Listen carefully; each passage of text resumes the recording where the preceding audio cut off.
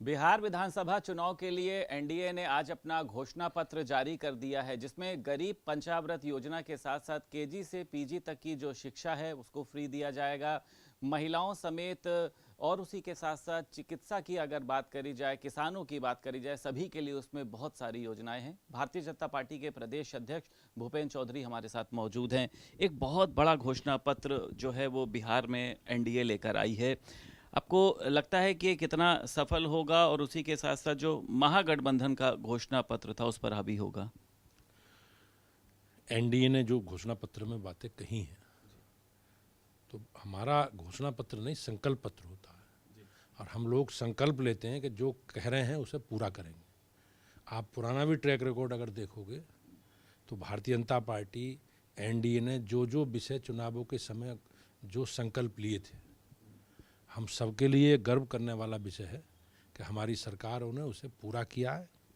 निश्चित रूप से बिहार में जो आज घोषणा पत्र एनडीए का जारी हुआ है, उनमें जिन जिन विषयों को फोकस किया गया है, जिन जिन विषयों को कहा गया है, मुझे विश्वास है कि नीतीश जी के नेतृत्व में सरकार उसे पूरा करेगी। अखिलेश यादव कह रहे हैं कि एक बार फिर से भारतीय जनता पार्टी एनडीए ने वहां की बिहार की जनता को एक लॉलीपॉप देने का काम किया है, बिहार के लिए कुछ भी करने वाले नहीं और आप लोग इनके झांसे में ना आए।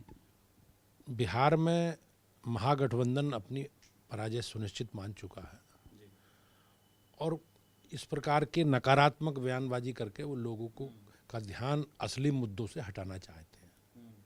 क्या अखिलेश जी 90 से 2005 तक का जो कालखंड था, लालू यादव जी और राबड़ी यादव जी के नेतृत्व में सरकारों का, किस प्रकार की अराजकता थी, किस प्रकार के जातीय दंगे होते थे, हिंसा होती थी, अपहरण होते थे, लूट खसोट होती थी, और बाद में भी उनकी सरकारों के समय किस प्रकार से घोटाले हुए, घोटालों में लोग जेल गए, और बाद में भी आज भी अगर आप देखोगे तो उनके नेता कहीं ना कहीं बेल पे हैं। जिस प्रकार से लालू यादव जी ने जमीन के बदले नौकरी का भ्रष्टाचार किया, ये जग जाहिर है कि समाजवादी पार्टी इन सब विषयों का जवाब देगी। ठीक है, चुनाव के बाद कहा जा रहा है कि नीतीश को भाजपा मुख्यमंत्री नहीं बनाएगी, उनको बस एक चुनावी दूल्हा बनाकर पेश किया जा रहा है। अखिलेश यादव इस तरीके के भी आरोप आप लोगों के ऊपर लगा रहे हैं। हमारे नेतृत्व ने ये स्पष्ट कर दिया है कि हम लोग नीतीश जी के नेतृत्व में चुनाव लड़ रहे हैं और एनडीए की सरकार बनेगी और नीतीश जी उसका नेतृत्व करेंगे। राहुल गांधी कह रहे हैं कि दिल्ली में जो अस्पतालों में सबसे ज़्यादा मरीजों की संख्या होती है वो बिहारियों की होती है। उसी के साथ साथ मोबाइल में मेड इन चाइना नहीं, मेड इन बिहार होना चाहिए। भाजपा के लोग जो हैं वो वोट चोरी कर रहे हैं बिहार के अंदर। कांग्रेस का कांग्रेस का राहुल गांधी जी का हमेशा एजेंडा निगेटिव रहा है, नकारात्मक एजेंडा रहा है। वो क्या करने वाले हैं, इस प्रकार का कोई भी अपनी सरकारों के भ्रष्टाचार को याद दिलवाएंगे क्या? जो यूपीए की सरकार में 2004 से 2014 तक रोज नए स्कैम आते थे, रोज नए घोटाले होते थे, रोज कोई ना कोई मंत्री जेल जाते थे, और एक बार स्थिति ऐसी हो गई थी कि कैबिनेट की भी स्थिति जेल में करने की स्थिति आ रही थी कि कैबिनेट की कहीं बैठक जेल में ना करनी पड़े मनमोहन सिंह जी को। तो भ्रष्टाचार में लिप्त इस प्रकार के लोग ये बयानबाजी करके जनता को गुमराह ना करें। आप जहाँ तक वोट चोरी से उनका विषय है, उन्होंने एक बड़ी यात्रा एसआईआर को लेकर निकाली थी बिहार में। जब मतदाता सूची का अंतिम ड्राफ्ट प्रकाशित हुआ, उसके बाद से कोई भी विषय उनकी तरफ से नहीं आया। तो ये केवल समाज में अनिश्चितता पैदा करना चाहते हैं, लोगों को गुमराह करना चाहते हैं, और जो इनका तुष्टीकरण का एजेंडा है, लोगों को डराकर, भय का वातावरण बनाकर वोट प्राप्त करते रहो, ये कांग्रेस का और महागठबंधन का एजेंडा है। भारतीय जनता पार्टी और एनडीए का एजेंडा सबका साथ, सबका विकास है।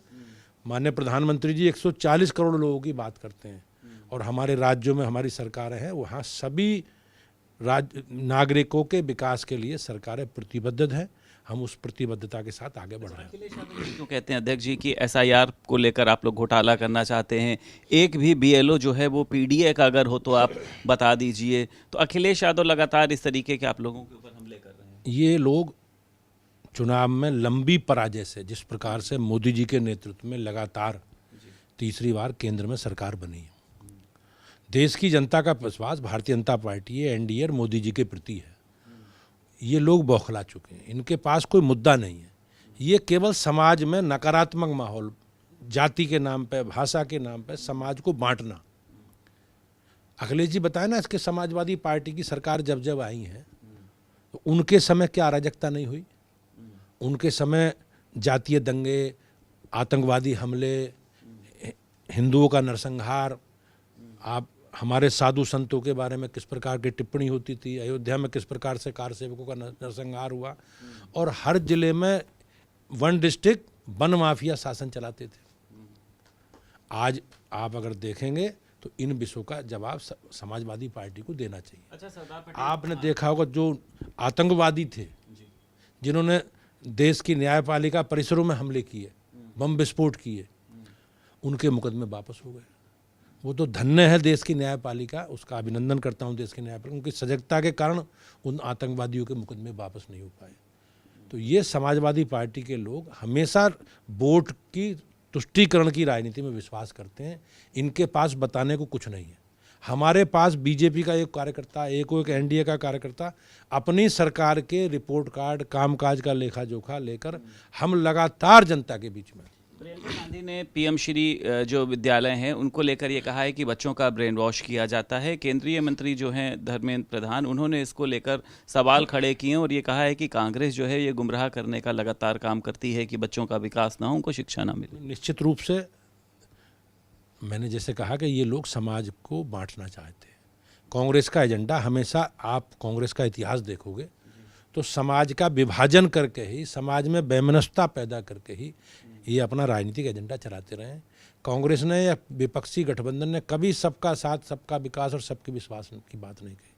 सर्वव्यापी और सर्वस्पर्शी संगठन है भारतीय जनता पार्टी का, और माननीय प्रधानमंत्री जी के नेतृत्व में हम सबको साथ लेकर चल रहे हैं। बहुत शुक्रिया बात करने के लिए। भारतीय जनता पार्टी के प्रदेश अध्यक्ष भूपेंद्र चौधरी हमारे साथ मौजूद थे और साफ तौर पर उनका कहना यह है कि एनडीए का ये जो घोषणा पत्र है ये हमारे लिए एक संकल्प पत्र की तरह है, जिसमें हर एक जो बात हमारे द्वारा कही गई है उसको हम ज़रूर पूरा करेंगे। लखनऊ से वीडियो जर्नलिस्ट पंकज निगम के साथ संदीप खेर, भारत समाचार।